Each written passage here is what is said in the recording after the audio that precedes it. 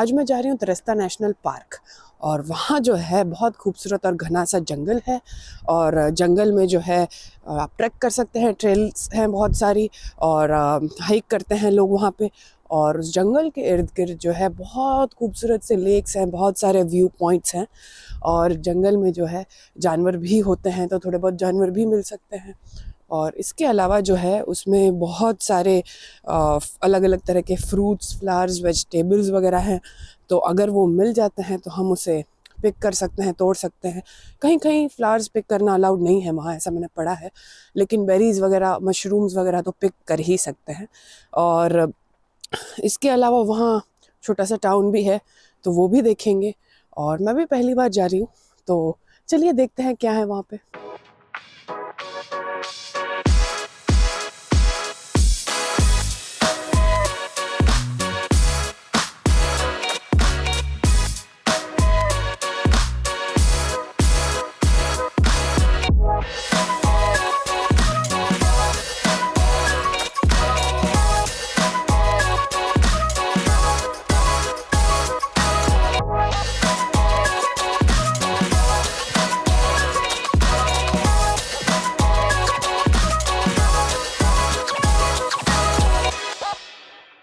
तो दोस्तों मैं पहुंच चुकी हूँ तिरस्ता नेशनल पार्क। तो अब मैं जा रही हूँ नेशनल पार्क के अंदर।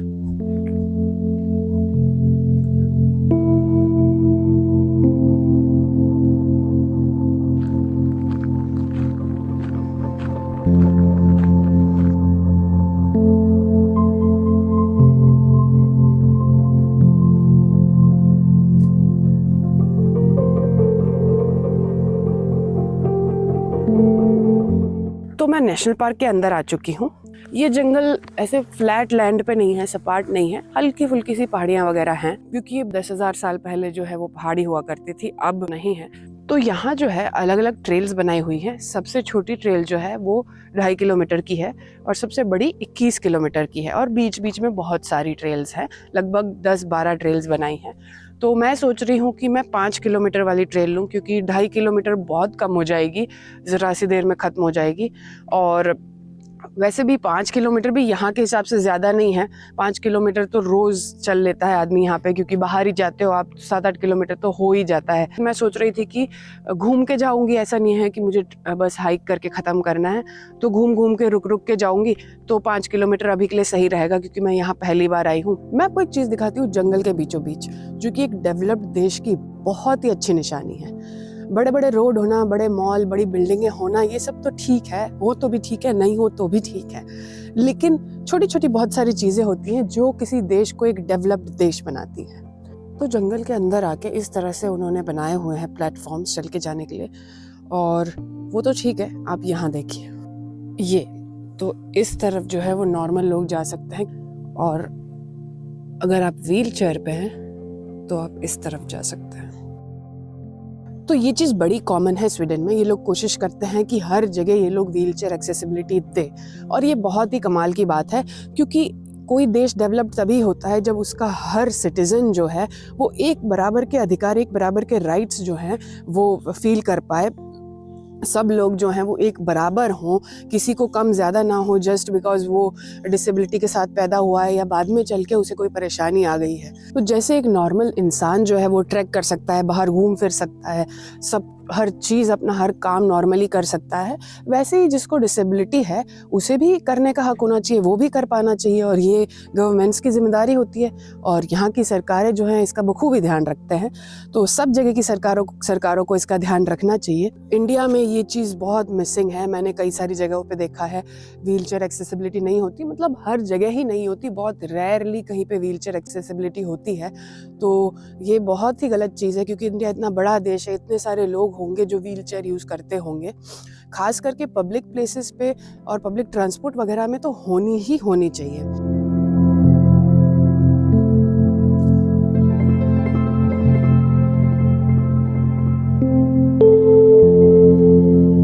तो यहाँ जो है अलग अलग ट्रैक के रास्ते बताए गए हैं। हरा वाला जो है वो सबसे कम वाला है, तो वो इस तरफ जाना है, और लाल वाला और जो पर्पल वाला है उसके लिए यहाँ जाना है। तो मैं जो है लाल वाला लूँगी। तो ये जो निशान है वो हर ट्रेल को अलग अलग निशान और रंग दिया हुआ है, तो उसे फॉलो करना है।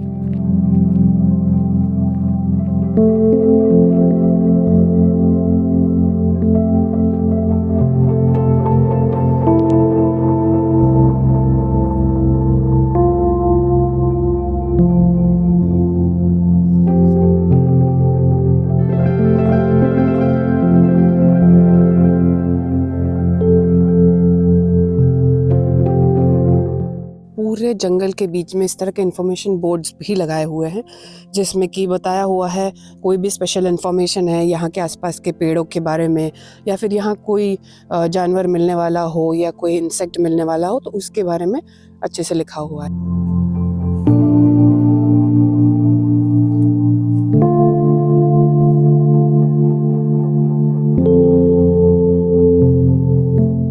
यहाँ पे जो है बहुत सारे पाइन ट्रीज हैं, और ये पेड़ जो हैं ज़्यादातर यहाँ के पेड़ 300 साल पुराने हैं, और कुछ कुछ पेड़ जो है, यहाँ का सबसे पुराना पेड़ है वो 400 साल पुराना है, और स्वीडन का सबसे पुराना पाइन का पेड़ है 750 साल पुराना। तो ये जो एरिया है यहाँ पाइन ट्रीज है, बहुत सारे पाइन ट्रीज हैं।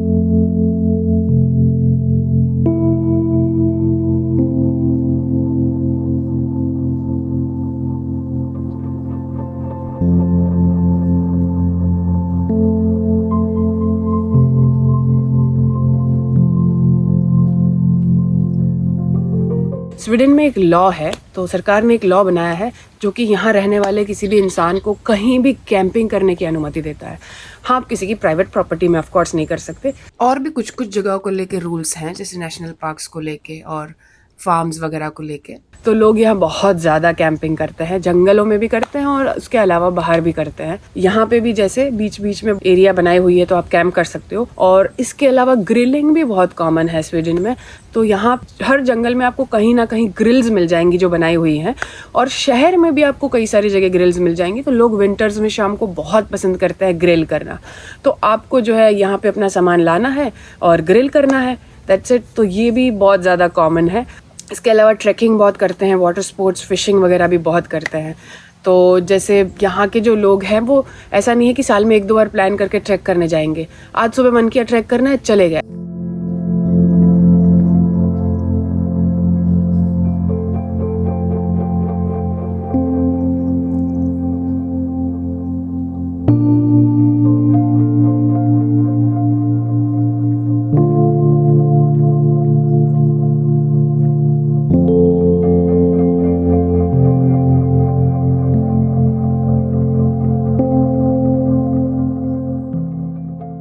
तो ये आप देखिए, इस तरह के निशान जो है हर थोड़े थोड़े डिस्टेंस पे पेड़ों पे लगाए गए हैं। तो जो हरा वाला था वो तो चला गया, लाल और पर्पल का यहीं से रास्ता है, फिर आगे चल के ये दोनों भी अलग अलग हो जाएंगे। तो इसे ही फॉलो करते करते जाएंगे तो सीधा पहुंच जाएंगे। तो बीच बीच में जो है इस तरह के रेस्ट स्टॉप्स भी हैं, जहाँ ऐसी बेंचेस रखी हुई हैं। तो यहाँ बैठ सकते हो, आप रेस्ट कर सकते हो, खाना वाना खाना है तो खा सकते हो। बहुत सुकून है यहाँ पे, बहुत शांति है, और हल्की हल्की सी हवा चल रही है, धूप भी बढ़िया है, और छोटे छोटे से झरने हैं तो उनकी बढ़िया सी आवाज़ आ रही है पानी की, और थोड़ी बहुत चिड़िया की भी आवाज़ आ रही है। तो एकदम परफेक्ट। तो यहाँ देखिए, मैं बस थोड़ा सा आगे आई और यहाँ एक और जो है बैठने के लिए स्टॉप बनाया हुआ है, और यहाँ जो है ये ग्रिल करने के लिए बनाया हुआ है। यहाँ बैठ के ग्रिल किया जा सकता है, और ऐसे ही खाना वाना खाना है तो यहाँ बैठ के किया जा सकता है। ऐसे जगह जगह पे ग्रिल्स बनाई होती है, और आपको आग जलानी है और आपको खाना अपने घर से लाना है, या फिर यहाँ जो आजू बाजू में दुकानें थी बाहर नेशनल पार्क के बाहर, वहाँ भी मिल जाती हैं। तो लोग जो है वो सामान लाते हैं, इस पे ग्रिल करते हैं और यहीं खा लेते हैं। और विंटर्स में ये करते हैं लोग, क्योंकि विंटर्स में ठंड बहुत होती है, तो ये कॉमन है। और इस नेशनल पार्क के अंदर समर्स में अलाउड ही नहीं है ये करना। समर्स में आग जलाना अलाउड नहीं है, क्योंकि आग लग सकती है, बहुत खतरनाक हो सकता है। और बाहर तो आप कभी भी कर सकते हो, जो नेशनल पार्क के बाहर भी ग्रिल्स होती हैं। यहाँ सिर्फ अभी कर सकते हो, विंटर्स में कर सकते हो, क्योंकि अब ऑलमोस्ट समर ख़त्म हो गई है, तो अभी अलाउड है। तो मुझे लग रहा था कि सामान अपने साथ ही लाना है ग्रिल वगैरह करने के लिए, जो लकड़ी और सब कुछ होता है वो, जो कि आप ला सकते हो साथ में। लेकिन यहाँ इन्होंने जहाँ भी ग्रिल रखी है वहाँ लकड़ी वगैरह का इंतज़ाम किया हुआ है और इस पे लिखा हुआ है कि कितने पैसे लगेंगे उसके। लेकिन आप देख सकते हैं कि यहाँ पे कोई भी नहीं है और जहाँ लकड़ी रखी है वहाँ भी कोई है नहीं कि जिससे लकड़ी लो और पैसे दो करके, तो कोई नहीं है। लेकिन वहाँ पे जो है QR कोड दिया हुआ है, तो उस पर स्कैन करके जितने पैसे लिखे हैं वो दे देना है, तो खुद ही आप ले सकते हो और पैसे दे देना है। अब यहाँ क्या होता है ना, मुझे ये चीज़ बहुत ज़्यादा इंटरेस्टिंग लगती है कि यहाँ बहुत कुछ ट्रस्ट पे चलता है। कई सारी जगहों पे, स्पेशली सिटी के बाहर आप जाओगे इस तरह से जंगल में या फिर छोटे शहरों में, छोटे टाउन्स में जाओगे तो इस तरह से होता है कि कई सारी चीज़ें वहाँ पे रखी होती है, आप खरीद सकते हो और पे कर सकते हो। कोई देखने वाला नहीं है, कुछ नहीं है, लेकिन ट्रस्ट पे चलती है बहुत यहाँ की सोसाइटी। और ये यहाँ पे ऐसा नहीं है कि कोई जो है उठा के चला जाएगा और पैसे नहीं देगा। मतलब सब लोग बहुत ज़्यादा ऑनेस्ट होते हैं और बहुत अच्छे से मतलब रहते हैं। सब में इतने बेसिक सिविक सेंस यहाँ होते ही हैं कि वो ले लेंगे और पैसे दे देंगे। और जो यहाँ बेच रहा है या जिसने ये सामान रखा है उसको भी ट्रस्ट होता है, उसे भी पता है कि कोई ऐसा नहीं करेगा कि पैसे नहीं देके जाएगा। तो ये चीज़ मुझे जो है यहाँ बहुत ज़्यादा इंटरेस्टिंग लगती है कि कितना आसान हो जाता है अगर सोसाइटी इतनी ट्रस्ट बेस्ड हो। तो अब मैं थोड़ा और आगे आ चुकी हूँ, लगभग 2.5 किलोमीटर हो चुका है और बहुत ही खूबसूरत सा छोटा सा लेक है यहाँ पे।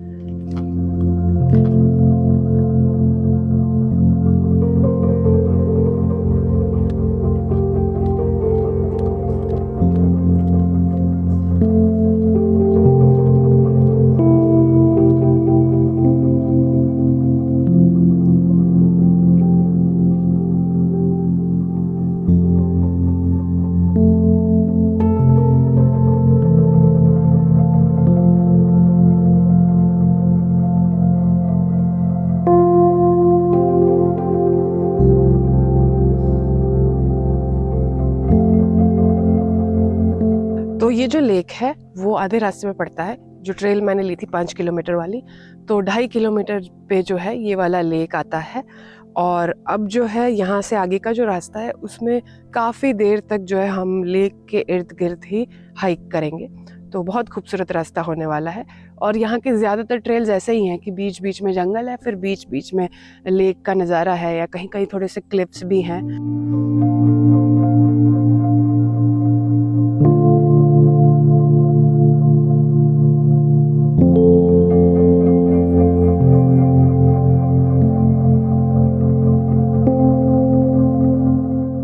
तो यहाँ जो है लेक के किनारे एक और बैठने के लिए जगह है और ग्रिल करने के लिए बनाया है। देखिए क्या खूबसूरत जगह है। तो यहाँ बैठ के करेंगे लंच। आज मज़ा आएगा यहाँ पे इतने बढ़िया व्यू के साथ एकदम घर का खाना खाने में। और इतना चल के आई हूँ तो भूख भी बहुत लग रही है। तो ये है मेरा लंच और देखते हैं क्या है लंच में मेरे। तो ये थोड़े से मिक्स वेजिटेबल राइस है और एक पूरा बॉइल्ड स्वीट कॉर्न, थोड़े से ऑरेंजेस हैं और ये योगर्ट ड्रिंक है।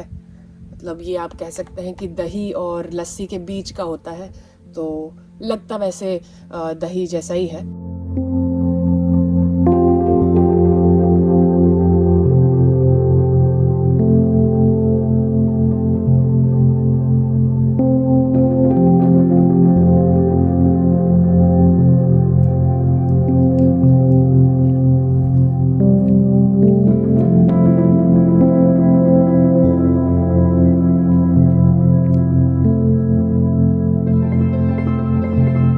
देखिए ये हर जगह है, ये हमारा साथ नहीं छोड़ रहे हैं, तो इसकी मदद से हम जा सकते हैं। और लोग रात को भी यहाँ आते हैं, तो ये रात में भी जो है दिखते हैं। तो मैंने आपको शुरू में बताया था कि यहाँ पे बहुत सारी बेरीज और मशरूम्स हैं जिन्हें पिक कर सकते हैं, तोड़ सकते हैं, अलाउड है। लेकिन मैं जब से आई हूँ तब से मैं ढूंढ रही हूँ, लेकिन मुझे मिल ही नहीं रहे हैं। तो मुझे लग रहा है कि क्योंकि ये जो ट्रेल है यहाँ से ही सब आते होंगे, तो यहाँ से तो सब लोगों ने पिक कर ली होगी। अब हो सकता है कि अंदर खूब सारी हो, क्योंकि अंदर बहुत कम लोग जाते होंगे ये जो रास्ता है उसके। लेकिन मैं फ़िलहाल तो अंदर नहीं जा रही हूँ, पर मैं ढूंढ रही हूँ, अगर मुझे मिले तो मज़ा आएगा।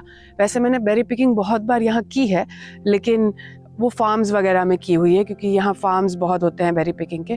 तो यहाँ भी मिल जाए तो मज़ा आ जाएगा। देखिए बीच बीच में जो है हमें ये लेक का नज़ारा मिल रहा है। बीच बीच में थोड़ा सा जंगल आता है, फिर थोड़ा बहुत लेक आ जाता है। तो बहुत ही खूबसूरत रास्ता है बागे का। यहाँ से नज़ारा देखिए आप, हल्की सी क्लिफ है।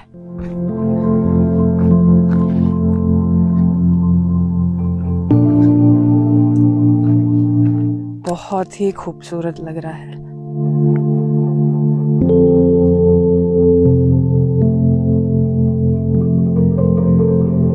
आप शायद सोच रहे होंगे कि मैं कहीं पहुंच क्यों नहीं रही हूं, तो मैं बता दूं आपको कि पहुंचने के लिए कुछ है ही नहीं। तो ज़्यादातर ट्रैक्स होते हैं वो ऐसे ही होता है कि कहीं पहुंचना नहीं होता है, ट्रैक का ही मज़ा होता है। हाँ, इंडिया में कुछ ट्रैक्स हैं कि आप ट्रैक करके किसी खूबसूरत जगह पे पहुंचते हो और वहाँ कुछ होता है देखने के लिए, कोई पहाड़ है या कुछ होता है। लेकिन यहाँ के ट्रैक्स तो बिल्कुल भी ऐसे नहीं है। यहाँ के ट्रैक जो है उनका जो है वो रास्ते का ही मज़ा होता है। पूरा रास्ता जो है वो खूबसूरत सा रास्ता होता है।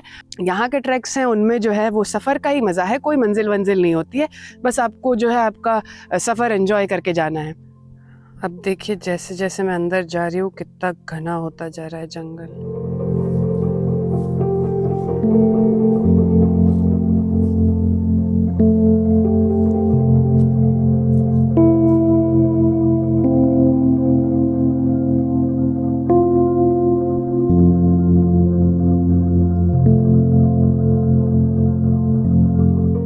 देखिए तो हमारा रास्ता इस तरफ है, लेकिन इस तरफ भी और अलग ट्रेल है। और यहाँ जो है किसी को कैंपिंग करनी है तो इस एरिया में जा सकता है, और वहाँ बॉन फायर भी की जा सकती है, ग्रिल विल भी किया जा सकता है, पार्किंग है, सब है।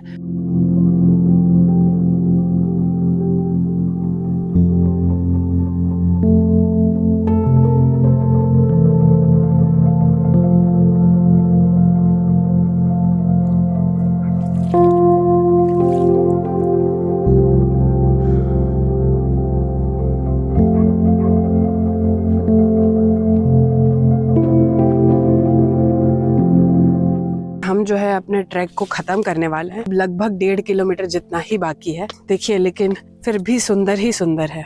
तो इसलिए मैं अब थोड़ा सा धीरे धीरे चल के जा रही हूँ। और अब नज़ारे ही इतने सुंदर ना, वापस जाने में तो कमाल का व्यू था। और अब जो है कुछ 4 साढ़े 4 बज गए हैं, तो लोग दिखने लगे हैं जो यहाँ भागने आते हैं। तो जो आसपास के लोग होंगे वो तो यहाँ रोज़ आते होंगे। तो कई सारे लोग जो हैं वो वर्कआउट कर रहे हैं, रनिंग कर रहे हैं। कई सारे लोग जो है अपने डॉग्स वगैरह को भी घुमाने के लिए आए हैं।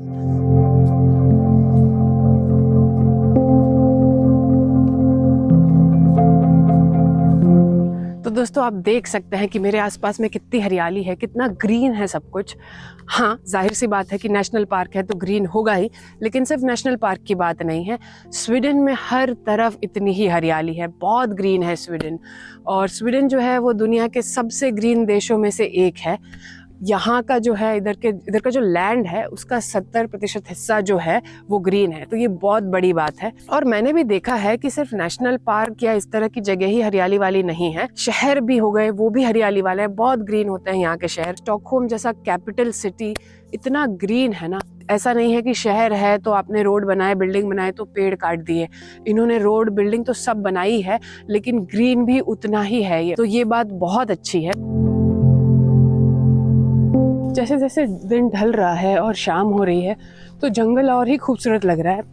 इसका नज़ारा ही बदल गया है। हल्की हल्की सी धूप पड़ रही है पेड़ों पे, तो बहुत ही खूबसूरत लग रहा है। हल्की हल्की सी ठंड भी हो रही है। तो अभी एकदम मौसम बदल गया, नज़ारा भी बदल गया। और मैंने कुछ वीडियोस देखी थी बारिशों की, बारिशों में भी बहुत खूबसूरत लग रहा था ये। तो मैं कभी बारिशों में भी आऊँगी। और बर्फ़ में तो बहुत कमाल का होता है यहाँ। लोग यहाँ पे बहुत ज़्यादा ट्रैक करते हैं बर्फ़ में भी। मैं तो इमेजिन ही नहीं कर सकती, मैंने कभी किया नहीं है, लेकिन लोग आते हैं करने। और ये पूरा जो नेशनल पार्क है यहाँ तो खूब आता है। ये नेशनल पार्क पूरा बर्फ़ में भर जाता है। ज़मीन पे भी, पेड़ों वेड़ों पे, हर जगह बर्फ़ ही बर्फ़, स्नो ही स्नो होती है। तो कमाल का नज़ारा होगा, देखेंगे। मैं आऊँगी, कोशिश करूँगी। ये देखिए बाहर निकलने का रास्ता कितना सुंदर है। और सनसेट का भी वक्त हो रहा है तो बहुत खूबसूरत लग रहा है।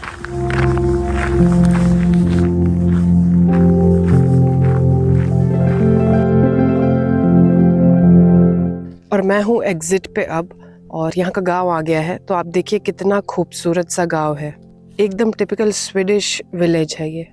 लग रहा है ना एकदम फिल्मी, जैसे ऐसे बचपन में किताबों में होता था। कि एक पेड़ है और ऐसा छोटा सा लाल घर है, खेत है आगे, वैसा ही लगता है यहाँ पे कभी कभी। इन्हें स्वीडिश कॉटेजेस कहते हैं। तो यहाँ के गांव में ये सब बहुत कॉमन होते हैं, ऐसे कॉटेजेस।